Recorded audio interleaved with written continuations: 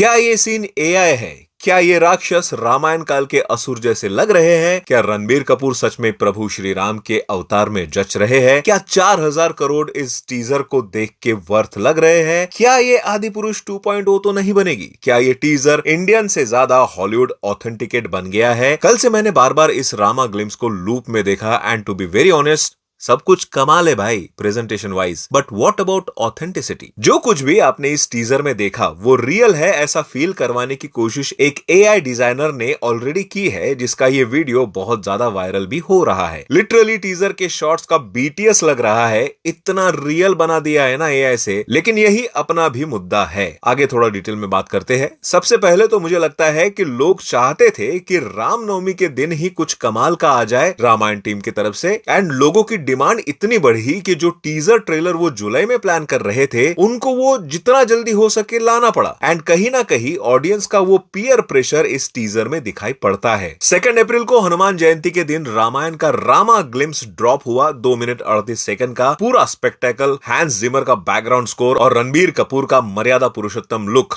रावण का पुष्पक विमान, यश का रावण का वो बैक वॉक, सब कुछ एपिक लग रहा था। लेकिन हाइप अपनी जगह है, बट कुछ कुछ जगह से इसे हेट मिल रहा है, जो शायद इस 4000 करोड़ के मेगा बजट वाले प्रोजेक्ट के लिए आदि पुरुष वाला खतरा खड़ा कर सकता है। कैसे? आइए बात करते हैं। 4 बातें दिखाऊंगा इस ग्लिम्स से जो शायद कंसर्निंग हो सकती है। फर्स्ट, एआई जैसा फील होना। मैंने मेरे टीजर रिव्यू में भी एक सीन के बारे में कहा था, ये सीन जिसमें रणबीर कपूर चल के आ रहे हैं, उन पे फूलों की वर्षा हो रही है, पहली नजर में मुझे भी ये एआई लगा था। शायद बार बार देखने पे ऐसा ना लगे, but the first impression is the last impression. इतना खर्चा करने के बाद इसका एआई जैसा फील होना ही बहुत बड़ा कंसर्न है, जो नहीं होना चाहिए था। ये बोट वाला सीन जो काइंड ऑफ सेम वाइब दे रहा है, एआई से हम सेम वीडियोस जनरेट कर सकते हैं बड़ी आसानी से। इवन ये झरने वाला सीन या ये नदी में अस्थि विसर्जन वाला सीन बैकग्राउंड की तरफ ज्यादा ध्यान दे तो थोड़ा आर्टिफिशियल लग रहा है। अगर वही चीज थोड़े से लाइट इफेक्ट के साथ रियल लोकेशन पर होती तो ऑथेंटिकेट विजुअल का मजा ही कुछ और हो जाता। तो क्या इसको टाला जा सकता था? Yes, why not. लेकिन बहुत ज्यादा ग्रीन स्क्रीन इफेक्ट इसकी ऑथेंटिसिटी को खा गया। But I am not saying कि बुरा लग रहा है, बस एआई जैसा फील दे रहा है जिसको अवॉइड किया जा सकता था। सेकंड प्रॉब्लम इज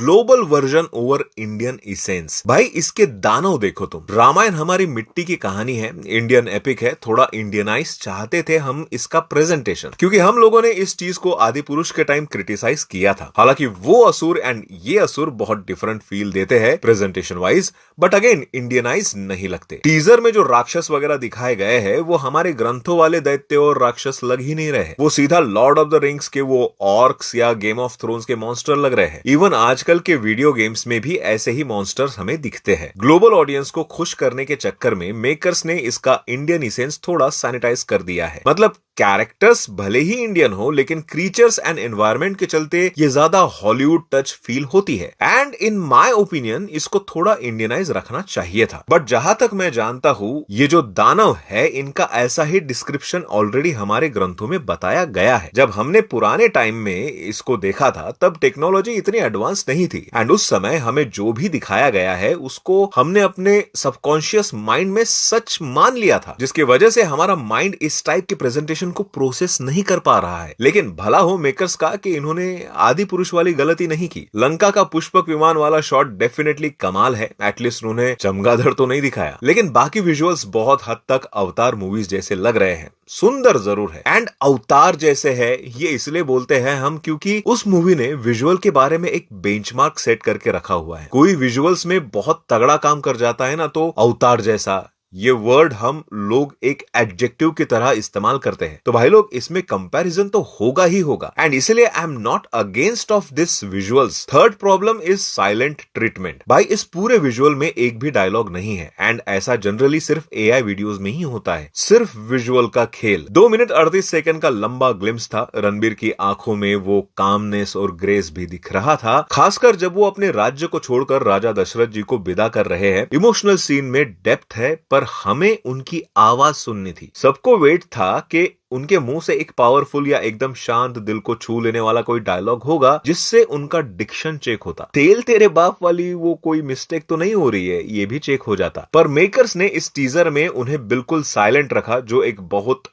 बड़ी मैं कह सकता हूं कि मिस्ड अपॉर्चुनिटी लग रही थी मुझे, या ये भी कह सकते हैं कि ये उनकी स्ट्रैटेजी थी, क्योंकि आदि पुरुष के बाद आई होप कि इन लोगों ने सीख ले ही ली होंगी। एंड नीतीश तिवारी जी से एंड 4000 करोड़ लगाने के बाद नमित मल्होत्रा जी से ऐसी गलती हम एक्सपेक्ट नहीं कर सकते। Fourth problem is over CGI and VFX. Hollywood का टॉप स्टूडियो डीनेक इसका वीएफएक्स कर रहा है, तो लोगों के एक्सपेक्टेशन छप्पर फाड़ है। पर जो ओपनिंग वॉर शॉट है वो बहुत हैवी यानी भारा भारा सा लग रहा है। एक ही फ्रेम में इतना कुछ है कि समझ में नहीं आता कि कहां फोकस करे। नो डाउट बहुत डिटेलिंग है इसमें। बहुत से लोग ये भी बोल रहे हैं कि ये वॉर में बर्फ कहां से आ गई। भाई ऐसा कुछ भी उल्लेख नहीं है रामायण के वॉर में।